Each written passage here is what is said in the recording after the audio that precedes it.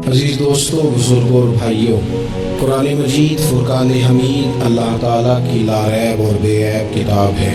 قرآن مجید فرقان حمید میں جتنی باتیں بھی بیان کی گئی ہیں، ایک ایک لفظ، ایک ایک حرف، ایک ایک جملہ راہ ہدایت کے اتنے سارے راستے کھولتا ہے کہ انسان روشنیاں دیکھتے دیکھتے، حاصل کرتے کرتے اپنے سارے دامن کو کرم سے بھر سکتا ہے۔ قرآن مجید نے بعض چیزیں ایک دفعہ بیان کی، بعض کو 2 دفعہ بیان کیا، لیکن بعض چیزیں قرآن پاک میں ایسی ہیں جسے بار بار بیان کیا گیا۔ کائنات کے رب نے، کائنات کے مالک نے، خلاق عالم نے بعض چیزوں کو بڑی تفصیل کے ساتھ بیان کیا، ان کے تذکرے بار بار کیے۔ اسی طرح بعض شخصیات، بعض انبیاء کرام علیہم السلام ایسے ہیں جن کی حیات مبارکہ کو قرآن پاک نے متعدد جہتوں سے، کئی حوالوں سے بیان کیا، بلکہ اگر میں کہوں کہ ان کی سیرت کے کئی عنوانات قرآن پاک نے مختلف انداز میں بیان کیے، تو یہ بات بڑی درست ہوگی۔ حیرت کی بات ہے کہ قرآن مجید کے 30 پاروں میں حضرت ابراہیم علیہ السلام کا بار بار اللہ نے ذکر فرمایا ہے۔ ان کی باتیں، ان کی گفتگو، ان کا مناظرہ، ان کا آگ میں جانا، ان کا اپنی قوم کو سمجھانا، حضرت ابراہیم کی جو رب نے آزمائش کی اس کا ذکر کرنا، 60 سے زیادہ آیات میں ان کا ذکر ہے، اور ایک پوری سورہ ابراہیم، جناب ابراہیم کے نام کی قرآن پاک میں موجود ہے۔ حضرت ابراہیم علیہ السلام کا بیٹے کے لیے دعا مانگنا، پھر بیٹے کا پیدا ہونا، پھر بیٹے کا جوان ہونا، پھر اس بیٹے کا وادی غیر ذی زارعین میں اپنی ماں سمیت حضرت ابراہیم کا چھوڑ کے آنا، پھر اس بیٹے کا جوان ہونا، پھر اس کا ذبح ہونا، ہر چیز ہی قرآن نے بیان کی۔ پھر حضرت ابراہیم کا رب نے امتحان لیا، اس کا ذکر کیا۔ حضرت ابراہیم علیہ السلام نہ یہودی تھے نہ عیسائی تھے، وہ تو مسلمان تھے، ہر مشرک سے جدا تھے۔ بار بار قرآن پاک نے انہیں حنیف کہہ کے بیان کیا۔ اتنی باتیں بیان کی، اتنا ذکر کیا، اتنا حسن ہوا کہ جناب ابراہیم علیہ السلام کی محبت ہر قرآن مجید کو پڑھنے، سننے، ایمان رکھنے والے کے دل میں بیٹھتی گئی، اور پھر حد ہو گئی۔ رب کریم نے فرمایا وَاتَّخَذَ اللَّهُ إِبْرَاهِيمَ خَلِيلًا، فرمایا اللہ نے ابراہیم علیہ السلام کو اپنا گہرا دوست بنا لیا ہے۔ خلیل کا معنی حضرت نے بیان کیا، گہرا دوست، گہرا۔ قربان جائے میرے رسول کریم نے، آقا دو عالم نے، نبی رحمت نے، سرور سروراں، شاہ حسینہ آقا کریم صلی اللہ علیہ وسلم نے فرمایا لوگو، میں جو تمہارے سامنے موجود ہوں تو میں بھی حضرت ابراہیم کی دعا بن کے آیا ہوں۔ اور حضور فرمانے لگے حضرت ابراہیم کے بالکل مشابہ تم نے دیکھنا ہونا صورت و سیرت میں، تو فرمایا میں سب سے زیادہ حضرت ابراہیم سے ملتا جلتا ہوں۔ اتنی محبت۔ اب مجھے بتائیے حضرت ابراہیم کا یہ والا تذکرہ سن کے مسلمانوں کے دلوں میں ان کا کتنا کو پیار بیٹھ جاتا ہوگا، کتنی کی محبت چمکتی ہوگی، کتنا کو رنگ نکھرتا ہوگا۔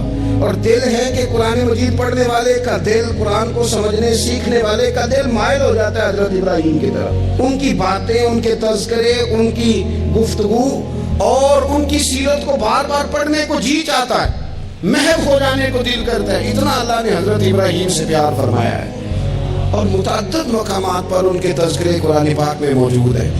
ہمارا یہ ذہن ہونا چاہیے، ہماری یہ سوچ ہونی چاہیے کہ جن چیزوں کو قرآن پاک اس محبت کے ساتھ بیان کرتا ہے، ہمارے دلوں میں وہ محبتیں پوری بیٹھ جائیں، پوری بیٹھ جائیں۔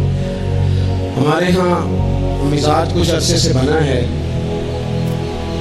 کہ لوگ کوئی ایسا نام بچے کا رکھنا چاہتے ہیں جو پہلے کسی کا نہ ہو، بڑے بڑے نام ڈھونڈ کے لاتے ہیں، ان کے معنی پوچھتے ہیں، بڑا گہرا جا کے وہ سفر کرتے ہیں اور کوئی خاص نام رکھنا چاہتے ہیں۔ میں اکثر کہتا ہوں کہ اولادوں کے نام یا صحابہ کے ناموں پہ رکھو، یا اہل بیت اطہار کے ناموں پہ رکھو، اور زیادہ برکت لینی ہو تو انبیاء کرام کے ناموں پہ رکھو۔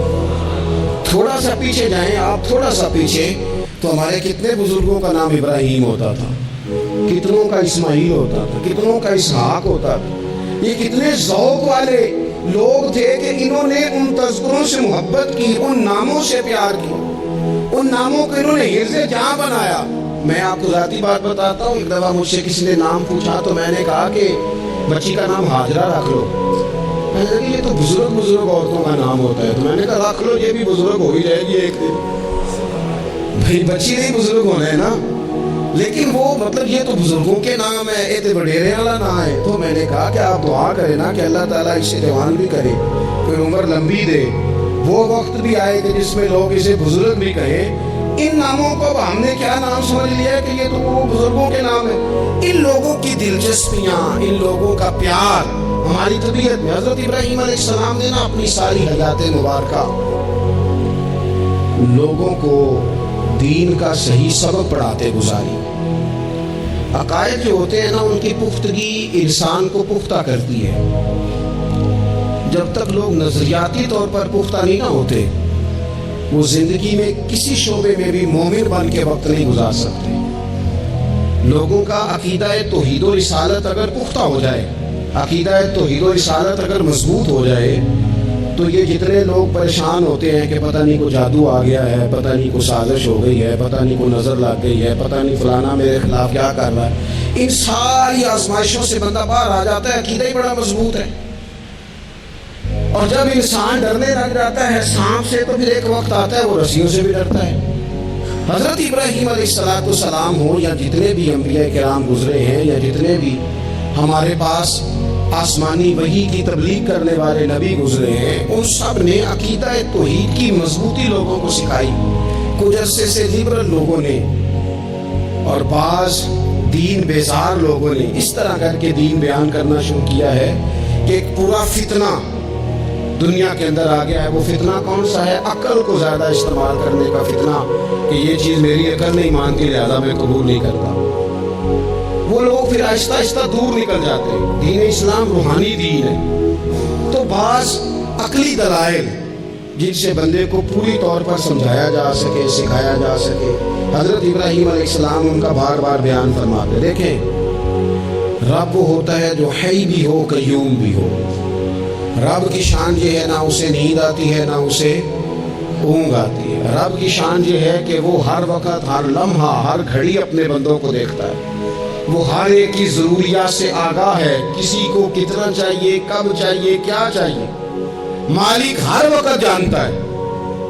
اللہ تبارک و تعالیٰ اپنے بندے کے سکھ سے، دکھ سے، آزمائش سے، امتحان سے، کامیابی سے، ہر چیز سے آگاہ ہے۔ تو رب ہو بھی وہی سکتا ہے کہ جو اتنی طاقتوں کا مالک ہو۔ حضرت ابراہیم علیہ السلام کے زمانہ مبارکہ میں نا کچھ لوگ ایسے تھے جو چاند کی پوجا کرتے تھے، کچھ سورج کی پوجا کرتے تھے، کچھ ستاروں کی پوجا کرتے تھے۔ اللہ کا قرآن کہتا ہے کہ فلما جن علیہ اللیل، جب حضرت ابراہیم علیہ السلام پر رات کا اندھیرا چھا گیا نا، تو رآ کوکبا، انہوں نے نا تارا دیکھا، قال ھذا ربی، ستارہ دیکھ کے کہنے لگے اسے میرا رب کہتے ہو، کیا یہ رب ہے؟ فلما افلا، پس جب وہ ڈوب گیا، قالا لا احب الآفلین، کہنے لگے میں ڈوبنے والوں کو پسند نہیں کرتا۔ چمکتا ستارہ تم نے اسے خدا کہا، اور جب وہ ڈوب گیا تو فرمانے لگے یہ بھی کوئی رب ہو سکتا ہے جو شام کو چڑھے اور سویرے ہو ہی نہ، یہ کیسے رب ہو سکتا ہے؟ جب وہ چڑھا ستارہ تو فرمایا اسے میرا رب کہتے ہو، جب ڈوب گیا تو فرمایا میں ڈوبنے والوں، میری سوچ بڑی ہے، میرا معیار بڑا ہے، میں ڈوبنے والوں کو مانا، اسے کیسے خدا مانوں جو ڈوب ہی جائے؟ پھر کیا ہوا؟ فلما رأى القمر، پھر انہوں نے چاند دیکھا، بازغاً چمکتا ہوا، قال ھذا ربی، کہنے لگے اسے میرا رب کہتے ہو۔ فلما افلا، پھر وہ بھی ڈوب گیا، چاند بھی ڈوب گیا، قال لئن لم یہدنی ربی لأکونن من القوم الضالین، فرمانے لگے اگر میرا رب مجھے پہلے سے ہدایت نہ دیتا تو میں بھی گمراہ لوگوں میں سے ہو جاتا۔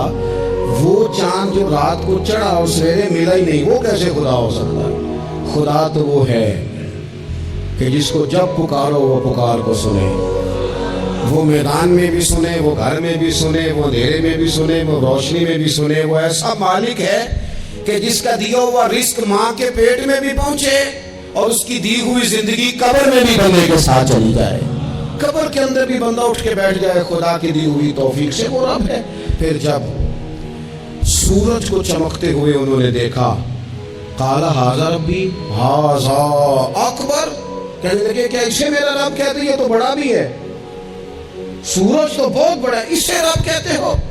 فلما افلت، پس جب وہ بھی غروب ہو گیا، قال یا قومی انی بریء مما تشرکون، فرمانے لگے لوگو میں بری ہوں اس سے جو تم رب کے ساتھ شریک ٹھہراتے ہو، میں ان سب سے بری ہوں، تو آپ پھر کیا ہیں؟ کہنے لگے انی وجہت وجہی للذی فطر السماوات والارض حنیفا وما انا من المشرکین، کہنے لگے میں نے ہر باطل سے جدا ہو کے اپنا منہ اس رب کی طرف کر لیا ہے جو زمین و آسمان کو پیدا کرنے والا ہے، اور میں مشرکوں میں سے نہیں ہوں، میں نے اپنا منہ اپنے رب کی جانب کیا، میں نے اپنی توجہ اس طرف کی ہے جو زمین و آسمان کو پیدا کرنے والا ہے۔ تو حضرت ابراہیم علیہ السلام بار بار اپنی قوم کو نشاندہی کرتے، بتاتے کہ یہ جن چیزوں کو تم رب مانتے ہو یہ اس قابل نہیں ہے، اور آپ نے اس کے کئی مظاہر بیان کیے، کئی آپ نے ان سے کہا کہ ان بتوں کی پوجا کرتے ہو جو نہ نفع دے نہ نقصان دے، ان کے سامنے جھکتے ہو، نہ تمہاری آواز سنے نہ بات سنے۔ دنیا میں ڈھیر ساری بت پرستی ہے آج بھی، اور مسلمانوں کو حاجت ہے کہ وہ قرآن مجید کی آیات کو یاد کریں، حضرت ابراہیم علیہ السلام کے ان دلائل توحید کو وہ ازبر کریں۔ اقبال کہنے لگے کہ اگرچہ بت ہیں جماعت کی آستینوں میں، مجھے ہے حکم اذاں لا الہ الا اللہ، اور کہنے لگے یہ دور اپنے ابراہیم کی تلاش میں ہے، صنم کدا ہے جہاں لا الہ الا اللہ، اور بہار ہو کے خزاں لا الہ الا اللہ۔ ہر مقام پر عقیدہ توحید کو بیان کرنے کی حاجت ہے، اس حوالے سے کہ پوری دنیا میں تیزی کے ساتھ وہ لوگ جو صرف اور صرف اپنی عقل کی بنیاد پر چیزوں کو سمجھنا چاہتے ہیں، وہی کی بنیاد پر نہیں، معاذ اللہ۔ وہ دیکھ لیں آپ جگہ جگہ بت پرستی ہو رہی ہے، اور بڑے بڑے پڑھے لکھے لوگ، میں نے میلاد شریف کے موقع پر دوستوں سے کہا تھا کہ ایسا نہیں ہے کہ وہ لوگ پڑھے لکھے نہیں، بڑے بڑے پڑھے لکھے پی ایچ ڈی اسکالر، بڑے بڑے ایم فل کے مقالے لکھنے والے، ماسٹر کی ڈگریاں رکھنے والے ایسے بیوقوف ہیں کہ خود جا کے کہتے ہیں بت خانے میں معاذ اللہ کہ ایک بت دے دو، رنگ یہ والا ہو، وزن اتنا کو ہو، جگہ اتنی ہے، اتنی کو جگہ پہ پھیٹا آ جائے، اور پھر وہ گھر لے کے جاتے ہیں تو مرمت کرانے بھی لاتے ہیں، کہتے ہیں آنکھ نکل گئی دوبارہ لگا دو۔ کیسے بیوقوف ہو، اس کو معاذ اللہ خدا بنائے ہوئے ہو جس کے بارے میں تمہارا یہ گمان ہے کہ یہ ہمارا رب ہے، معاذ اللہ تم اس کو مرمت کرانے لائے ہوئے ہو، اس کا رنگ اتر گیا اور رنگ کرانے لائے ہوئے ہو۔ میں آپ یقین کریں کبھی کبھی محو حیرت ہو جاتا ہوں، میں سوچتا ہوں ہم لوگوں کو محنت کر کے دین حاصل کرنا پڑتا تو بڑا مشکل تھا، بڑے بڑے پڑھے لکھوں کی عقلوں پہ پردے پڑے ہوئے ہیں، یہ تو خدا نے رحمت کی ہے، پیدا ہی اس ماں کی گود میں ہوئے ہیں جس نے پیدا ہوتے ہی کہا بیٹا پڑھو بالغ الغلا بکمالہ کشفت دجا بجمالہ حسنت جمیع خصالہ صلو علیہ وآلہ۔ ہمارے ہاں تو لوریاں ہی حضور کی نعتوں کی، اللہ تبارک و تعالیٰ کی توحید کی ملی، اس پر سجدہ شکر ادا کرنا چاہیے، ورنہ بڑے بڑے سمجھدار کہلانے والے لوگ اڑے ہوئے۔ تو حضرت ابراہیم خلیل اللہ علیہ السلام کو اللہ تبارک و تعالیٰ نے بڑی عظمتوں، رفعتوں، بلندیوں اور شانوں کے ساتھ مالا مال فرمایا، چونکہ ان کا اتنا زیادہ ذکر ہے قرآن پاک کے اندر، احادیث صحیحہ کے اندر، حضور کے مقدس فرامین کے اندر۔ تو حضرت ابراہیم علیہ السلام کی سیرت مبارکہ ہمیں سیکھنی چاہیے۔ ایک تو قرآن مجید جو ہمیں ان کے تذکرے سناتا ہے، بتاتا ہے، اس پر ہمیں توجہ دینی چاہیے، اور ایک یہ کہ دیکھنا چاہیے کس چیز کے اوپر زیادہ ان کا مزاج تھا۔ حضرت ابراہیم علیہ السلام کی زندگی میں ایک بات بڑی خاص ہے، وہ یہ ہے کہ ان کا توکل بڑا مضبوط تھا، بھروسہ بڑا مضبوط تھا۔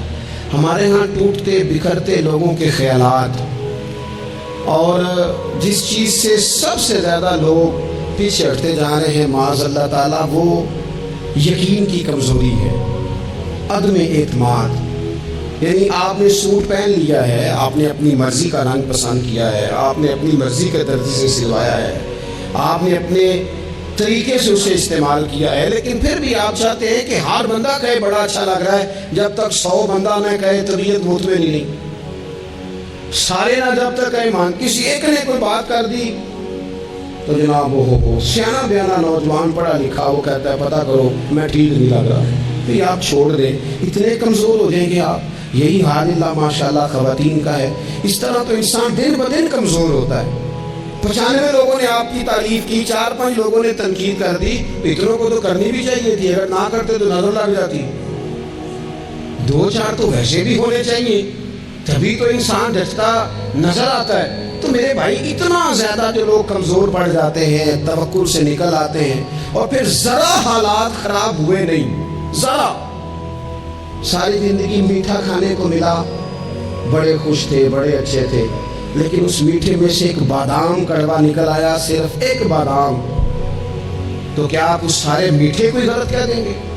وہی نکل ہی آتا ہے, کبھی کچھ ایسا ہو بھی جاتا ہے, نہ چاہتے بھی ہو جاتا ہے, موڈ خراب کر لیں گے آپ, حد کر دیں گے. میں ایک دفعہ ایک ہوٹل میں تھا, دوستوں کے ساتھ کھانے کے لیے انہوں نے پیغام دیا,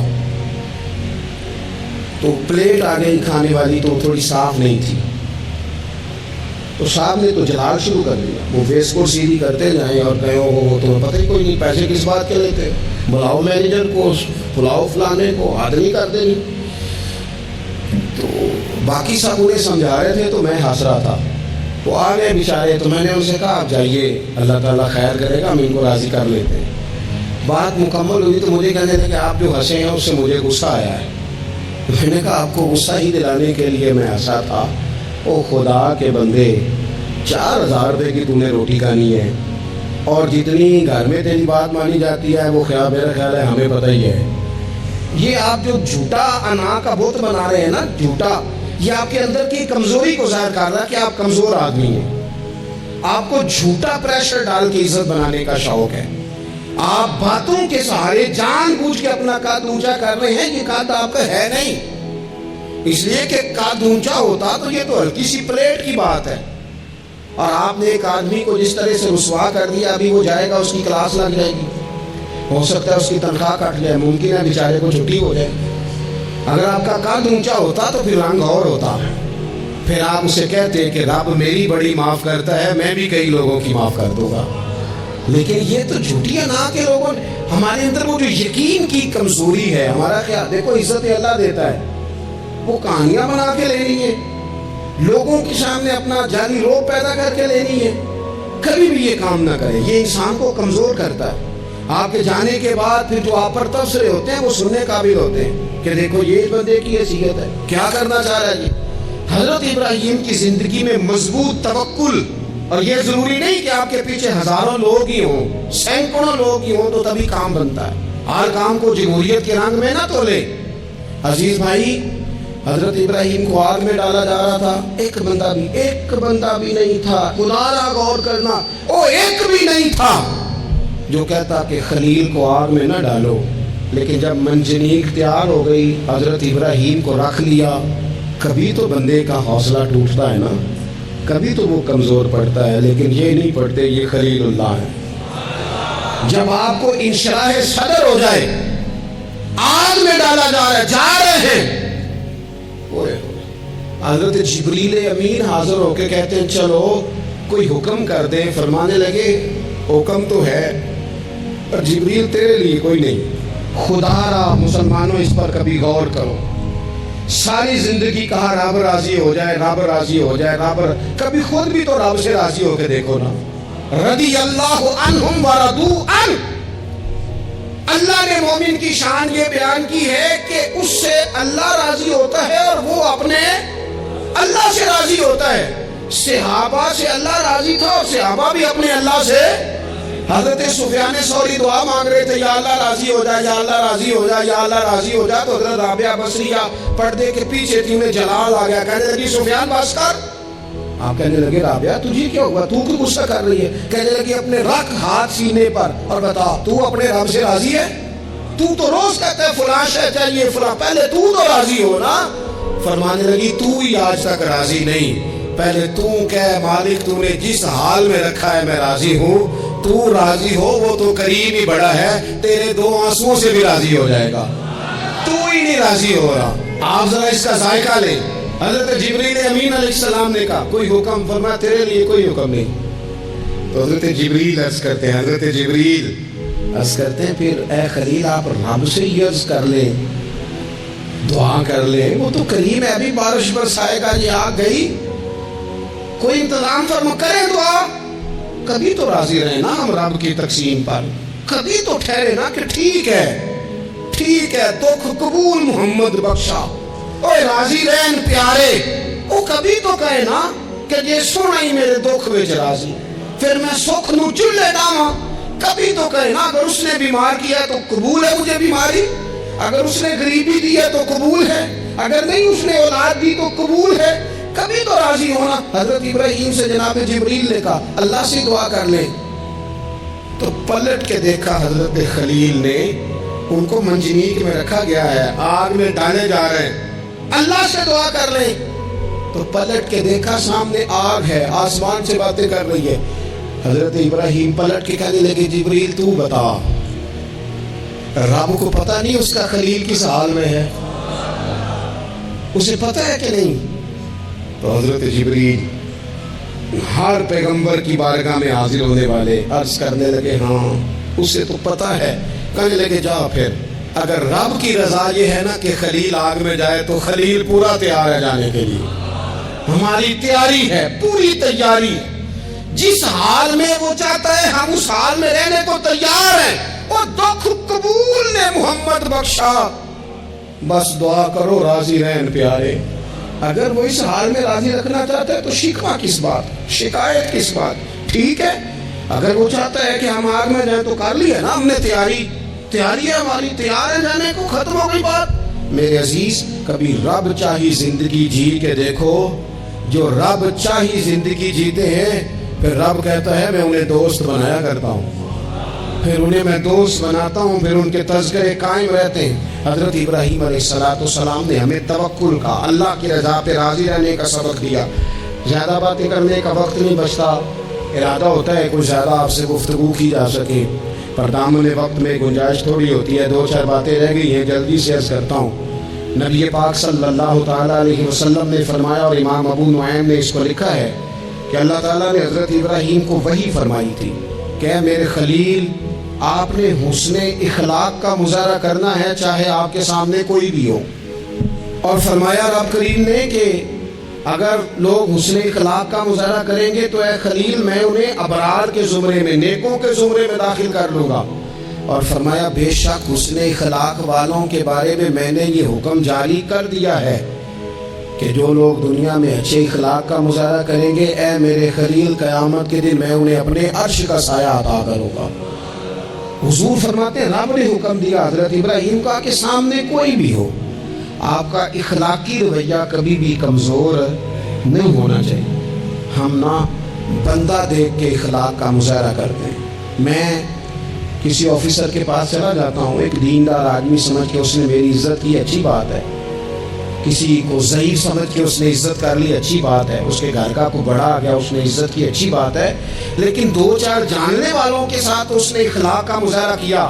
لیکن اگر ایک غریب آدمی آ گیا اس کے سامنے اور اس نے کہا کہ آپ اس وقت ہی آ گئے، چھٹی کا ٹائم ہو گیا ہے، کھڑا کیے رکھا، بات ہی نہیں سنی، تو اب یہ بندہ با اخلاق نہیں، یہ تعلق نبھا رہا ہے، اخلاق کا مظاہرہ نہیں کہا۔ وہ مجھے کیوں با اخلاق لگا، آپ میں سے کچھ لوگوں کو کیوں لگا کہ ہمارا تعلق تھا۔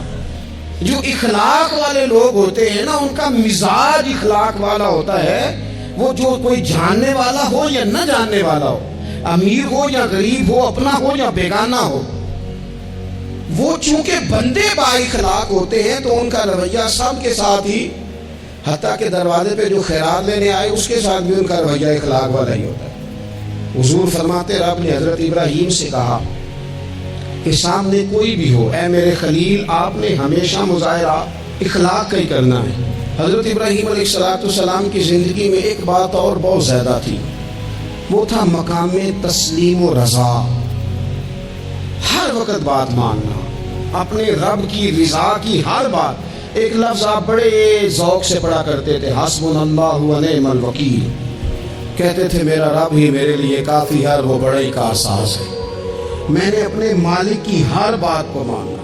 اللہ نے جو والا حکم حضرت خلیل کو دیا نا، اسے سونا کر کے صحیح کر کے۔ ہمارے ایک استاد تھے، وہ کہا کرتے تھے اپنے شاگردوں کو، کہتے تھے پتر لوڑے لنگڑے کام نہ کریا کرو۔ استاد جی کیا مطلب؟ وہ کہتے تھے کام تانگ ہو کے بھی ہو جاتا ہے اور خوش ہو کے بھی ہو ہی جاتا ہے، چہرے پہ شکن ڈال کے بھی ہو جاتا ہے، راضی ہو کے بھی ہو۔ استاد کو ستا کے بھی سبق سنائی دینا ہے اور خوش ہو کے بھی، تیاری کر کے بھی۔ والد کی بات ماننی ہے، اماں نے کام پہ بھیجا، مان تو لینا ہی ہے، لیکن پہلے کہنا آپ بڑے کو کہتے نہیں، ساری ذمہ داریاں میری ہیں، ہر بوجھ میرے اوپر ہے، ڈیوٹیاں ساری میں نے کرنی ہے، فلانا ایسے ہے، فلانا ایسے ہے۔ میں نے خانقاہوں آستانوں پہ شاگردوں میں دیکھا ہے، لوگ شرطیں رکھ کے فرما برداری کرتے ہیں، شرطیں رکھ کے کہتے ہیں پہلے میری مرضی کے مطابق نظام ہو تو پھر میں آستانے کا، استاد خانے کا فرما بردار ہوں، کیونکہ میری مرضی کا نہیں، لہذا میں فرما بردار۔ یہ لولا لنگڑا نظام ہے۔ جو نظام ہوتا ہے تسلیم و رضا کا، اس میں بندہ بس کام جو کرتا ہے تو ہنس ہنس کے کر لیتا ہے۔ پھر بڑا تھکاوٹ والا کام بھی ہو، بندہ ہنس ہنس کے کرے تو اسے وہ کام بوجھ محسوس نہیں ہوتا، اس کو صحیح کر کے کرے۔ حضرت ابراہیم کی زندگی مقام تسلیم و رضا والی۔ تیسری بات، حضرت ابراہیم علیہ السلام کی زندگی میں جو بہت زیادہ ہے نا، وہ پتہ کیا ہے؟ حضرت ابراہیم مہمان نواز بڑے تھے، سخی بڑے تھے۔ حضرت ابراہیم علیہ السلام کے بارے میں نبی پاک صلی اللہ تعالیٰ علیہ وسلم نے فرمایا، سب سے پہلے جس بندے نے کسی کی مہمان نوازی کی تھی نا، وہ حضرت ابراہیم علیہ السلام ہے۔ اس کا ایک معنی علماء نے یہ بھی اس حدیث کا بیان کیا کہ جس نے سونی کر کے، مسجع کر کے، خوبصورت کر کے، تیار کر کے، عزت کے ساتھ، آنر کے ساتھ کسی مہمان کو سب سے پہلے کسی نے اس اہتمام سے کھانا کھلایا، وہ حضرت ابراہیم علیہ السلام ہے۔ زبردست مہمان نواز تھے، زبردست۔ اپنے گھر کے 4 دروازے بنائے ہوئے تھے، 4، اور فرماتے تھے میری خواہش ہے کہ چاروں طرف سے مہمان آئیں، روٹیاں پکتی رہیں، دنیا کھاتی رہے، دنیا آوے کھا کھا جاوے، راضی ہوئے بلا، آئیں لوگ کھائیں، یہ میری خواہش ہے۔ روٹی کھلاؤ، روٹی کھلاؤ، روٹی کھلاؤ، لنگر کھلاؤ۔ حضور صلی اللہ علیہ وسلم سے پوچھا گیا یا رسول اللہ بہترین مسلمان کون ہے؟ تو حضور نے فرمایا جو سلام لینے میں پہل کرے اور کھانا زیادہ کھلائے، کھانا کھلائے، جس کا مزاج ہو کھانا کھلانے کا، طبیعت ہو کھانا کھلانے۔ حضرت ابراہیم علیہ السلام اتنی مہمان نوازی کرتے کہ نبی پاک صلی اللہ علیہ وسلم نے فرمایا یہ ترغیب و ترہیب میں موجود ہے۔ حضور علیہ السلام نے فرمایا کہ اللہ تعالیٰ نے حضرت ابراہیم علیہ السلام سے ایک دفعہ فرمایا، ابراہیم یہ جو آپ کو اپنا خلیل بنایا ہے نا، یہ اس لیے بنایا ہے کہ آپ کے دل مخلوق کے حق میں بڑے نرم ہیں، آپ مہمان نوازی بڑی کرتے ہیں، اور کبھی کبھی مشکل حالات ہوتے ہیں نا، ٹف حالات، ان میں بھی مہمان نوازی کرتے، ان میں بھی پانی پلاتے، کھانا کھلاتے، لوگوں کو اس دور کی ضروریات کے مطابق لوگوں کو دیکھتے۔ ہمارے نا پورا باب ہے حدیث پاک میں، بخاری مسلم میں، کہ بندہ ہمیشہ دل کا غنی ہوتا ہے۔ دلوں میں کبھی گنجائش بن جائے نا، دلوں میں، تو جیبوں میں بھی اللہ بنا ہی دیتا ہے۔ اپنے دلوں میں گنجائش بنائیں لوگوں کے لیے، اپنی طبیعتوں میں گنجائش، ہماری طبیعتوں میں گنجائش نہیں ہوتی۔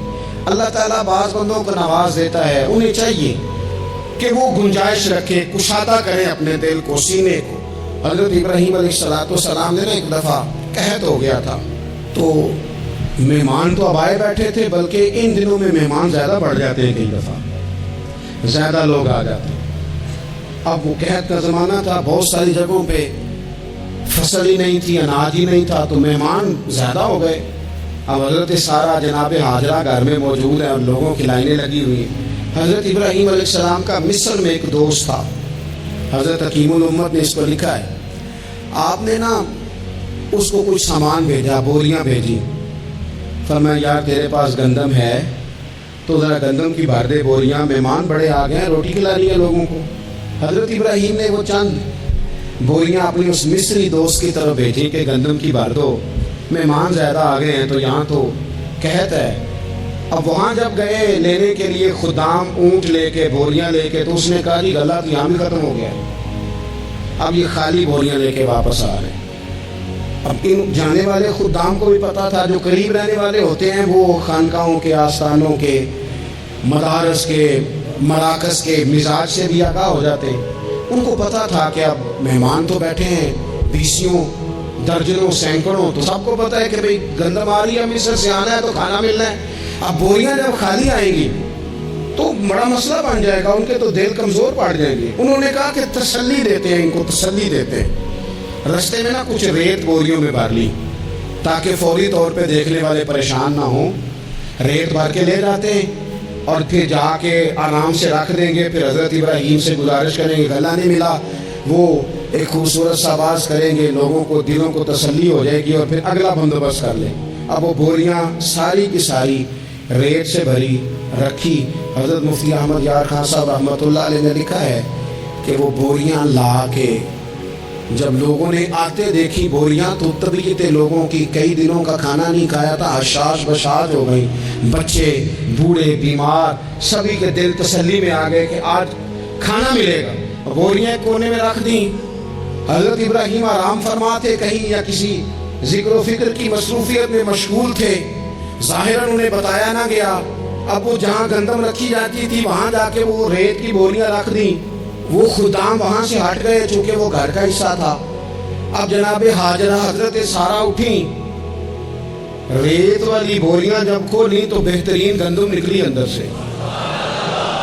अल्लाह ताला जब रिस्क देता है तो फिर बगैर, और वल्लाहु खैरुर राज़िकीन, बेहतरीन रिस्क देने वाला अल्लाह है, सबसे बेहतर रिस्क देने वाला। वो खोला, उनको बेहतरीन गंदम निकली। उन्होंने फौरन कलीजे जो थे उनको बुलाया, गंदम पीस ली गई। उसी वक्त खाना पकने लगा। हज़रत इब्राहीम तशरीफ लाए, खाना चल रहा है, लोग लंगर खा रहे हैं। अब वो खुदाम भी परेशान थे कि भाई हम तो लाए थे रेत, ये गंदम कैसे आ गई। हज़रत सारा और जनाबे हाजरा करीब आई तो ख़वातीन बाज़ों का घर वालों को गाइड करती हैं कि ये वाली सब्ज़ी बड़ी अच्छी थी, ये वाले चावल बड़े अच्छे हैं, ये जो गंदम आप लाए ये बड़ी अच्छी है। तो वो थोड़ी सी गंदम हाथ में पकड़ी जनाबे हाजरा ने, जनाबे सारा ने, हज़रत इब्राहीम के सामने करके कहा, ये जो आपका मिस्री यार है ना, ये जो मिस्री यार ने गंदम भेजी है ना, मिस्री यार ने, क्या बात है, खुशबू भी आला है, पकाने में भी अच्छी है, 2 लुक़मे रोटी के चके हैं, जायका भी कमाल है, ये जो आपका मिस्री यार है। हज़रत इब्राहीम कहने लगे, चुप कर जा, ये मिस्री यार ने नहीं भेजी, ये मेरे अर्शी यार ने भेजी है। वत्तख़ज़ल्लाहु इब्राहीम खलीला, वो जिसने कहा ना हमने इब्राहीम को गहरा दोस्त बना लिया है, ये उसने भेजी है। उसको पता था कि जनाब खलील ने कोई ज़ात के लिए नहीं मंगाई, उसी की मखलूक के लिए मंगाई है। तो ये अर्शी यार ने भेजी है, अर्शी यार ने। और फरमाया जब अर्शी यार भेजे तो फिर किसी किस्म की कोई कमज़ोरी बाकी रहती नहीं है। अपनी ज़िंदगी हज़रत इब्राहीम ने सारी मकामे तस्लीम और रज़ा में गुजारी। मेरी आप हज़रात से गुजारिश है, मैं कई जुमों से कह रहा हूँ, इसलिए कह रहा हूँ कि मेरे पास लोग आते हैं दुआओं के लिए, कह देते हैं अच्छा आदमी जान के, लोग बड़े परेशान हैं, गरीबी, कमज़ोरी, महंगाई, इसके अलावा भी कुछ आजमाइश रहती है लोगों पर। हर आदमी ही मेहनत करता है, लेकिन ज़रूरी नहीं सबकी मेहनत बराबर भी हो। अल्लाह ताला ने बाज़ लोगों को बाज़ का ज़रिया बनाया होता है, दिलों को कभी तंग ना करें, तबीयतों में कभी तंगी पैदा ना करें। और सबसे ज़रूरी बात जो इस सारी गुफ्तगू के बाद आपसे अर्ज़ करनी है, दुनियादारों से उम्मीदें ना लगाएं। गरीबों से, कमज़ोरों से अर्ज़ करूँगा कि उम्मीदें, ज़रिया दुनियादार बनेंगे लेकिन वो भी जब रब चाहेगा। अपनी उम्मीदें अपने रब करीम से वाबस्ता करें, इसलिए कि रब जब बंदोबस्त करता है तो फिर बगैर हिसाब किताब भी करता है, वो सबसे बेहतरीन एहतमाम करता है। अपनी सारी आरज़ुओं का, सारी उम्मीदों का, सारी ख्वाहिशात का मस्कन अपने मालिक की ज़ात गिरामी को बनाएं। अल्लाह तबारक व तआला जब अपने बंदों को नवाजेगा تو بڑے کرم سے، بڑے فضل سے، بڑی عطا سے نوازے گا۔ اللہ کریم ہمارے لیے عمل کا رستہ آسان کرے۔ آخر دعوایا ان الحمدللہ رب العالمین۔